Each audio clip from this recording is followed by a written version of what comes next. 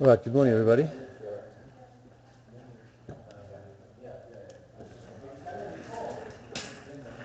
All right, let's get started. US stocks closed highs. The S&P ended 8 points away from its all-time closing high. Really strong showing out of the majority of markets, especially in Europe yesterday. DAX, CAC, Eurostox, all really going through the roof as Greece presented a last-minute economic reform proposal, which buoyed investor sentiment. I think buoyed investor sentiment is an understatement. The DAX up almost 4%, CAC up almost 4%, so incredibly strong performance there. US was slightly off the highs. S&P was up over 1% at one stage, closed up about 0.6% in the end, but S&P futures up 6 points this morning. Then we had the existing home sales, which rose 5.1%, which would beat economists' expectations. This is the fastest pace of home sales since November 2009. And then gold has fallen back below the key $1,200 level as financial stability begins to emerge in Europe. All right, out of Asia, you see a strong showing on the back of Europe yesterday. All markets up, Nikkei up over 1.5%, Aussie up. We had Tencent, which is up 0.5% out of Hong Kong. And I think Belize and Aussie was up just under 1% last I looked. I'm not 100% sure where it is now, but Belize and Anglers were actually one of the underperformers in our market yesterday, so maybe we get them going as well this morning. Right, earnings up today. We got Omnia.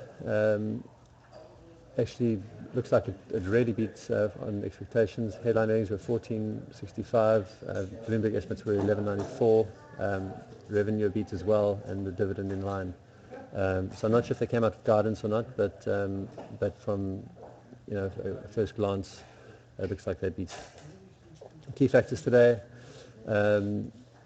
Germany market PMI services, or market Germany services PMI, should I say, at 9:30, and then the same out of the Eurozone at 10 o'clock. Out of SA, we've got current accounts as a percentage of GDP, which is coming out at 10 o'clock as well. Durable goods out of the States at 2:30, US manufacturing PMI out of the US at 3:45, and then at 4 o'clock we've got new home sales. All right, a quick look at some of the charts.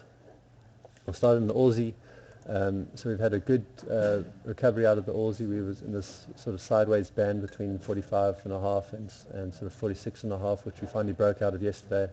And we following that up this morning, up 46,900 on the Aussie at the moment. So a very good start there. We've got an interesting level coming in just about where the 50-day moving average is at the moment, at around 47, call it 350 to 400 in that region. Because as you can see from this chart, looks like we're putting in a little bit of a head and shoulders on the Aussie.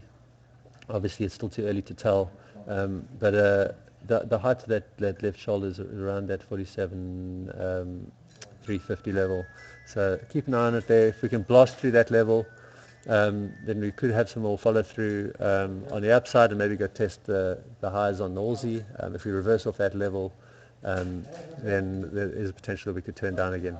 But for right now, we've had a good test of this 200-day moving average and moving higher. The next one I wanted to show was Naspers. So Naspers, we've spent quite a lot of time developing this descending triangle, which had popped out of beginning of last week, consolidated a little bit on top and has now moved higher. Yesterday we had a nice strong day on the upside, and the 10-cent chart actually looks quite similar, and I think today it would have actually broken out as well. We had a little bit of weakness going into the end of yesterday on Naspers. A seller definitely came in to hold it back a little bit, but still closing right around that 1900 level. Based on this chart, if we look at nothing else, it looks like it's going higher. So keep an eye on Naspers. We could be seeing some higher price action out of Naspers and Tencent. All right, Steinhoff. Steinhoff has also spent a lot of time moving sideways right above that 72 level. You can see how strong the support was over there at 72. Yesterday we closed up out of that range. Also didn't close on the high, but still moving out of that range, which is bullish. The next resistance level, 74.90, from where we broke down from that little double top there. Also, we could probably look at the 50-day moving average, which is about 75.5. So keep an eye on those levels. If we can blast through, maybe we could draw a trend line here. Call that around 76, 77.60. If we can move through that level to new highs, that would be really, really bullish for Steinhoff, but that's a little way away. So let's look at this range between here and 77.60 to trade off. All right, PSG. PSG is, like the Aussie, is looking like it's setting up for a little bit of a head and shoulders here. Obviously, we don't want to preempt anything. I would say, a break below 180 would definitely confirm that level. If we wanted to preempt it a little bit, we could probably draw a trend line and treat this as a bit of a bear flag, which would be 180.85. On the upside, you could probably do the same thing and draw a trend line over here for very short term high. If it gets above 194-ish, we could maybe look to buy it to go and test above 200 again. But for now, moving sideways, which looks a little bit like a right shoulder, so keep an eye on that one. If it does break lower than that, then we could be seeing some lower targets on the PSG. And the last ones I wanted to show are just these diversified miners.